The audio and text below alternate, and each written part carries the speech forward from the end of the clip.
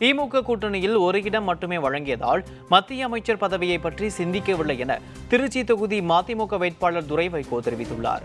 சென்னையில் செய்தியாளர்களை சந்தித்த அவர், தனது கட்சிக்கு தீப்பெட்டி சின்னம் கிடைத்ததால் மக்களிடம் அதனை எளிதில் கொண்டு செல்ல முடிந்ததாக குறிப்பிட்டார்.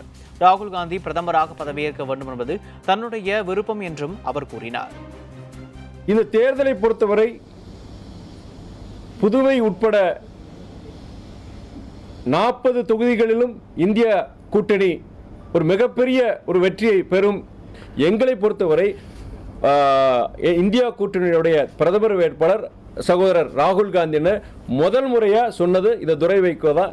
சின்னத்தை கொண்டு போறதுக்கு எந்த அளவுக்கு சிரமம் இருந்தது? சிரமமே கிடையாது. சின்னத்தை கொண்டு போக வேண்டிய அவசியமே கிடையாது. ஏன்னா எல்லா வீடுகள்லையும் தீப்பெட்டிங்கிறது இருக்கு. குறிப்பா தாய்மார்கள் நாங்கள் சொல்றதுக்கு முன்னாடி எல்லாரும் கையில தீப்பெட்டி காமிச்சாங்க. நீங்க அதை பார்த்துருப்பீங்க. நீங்க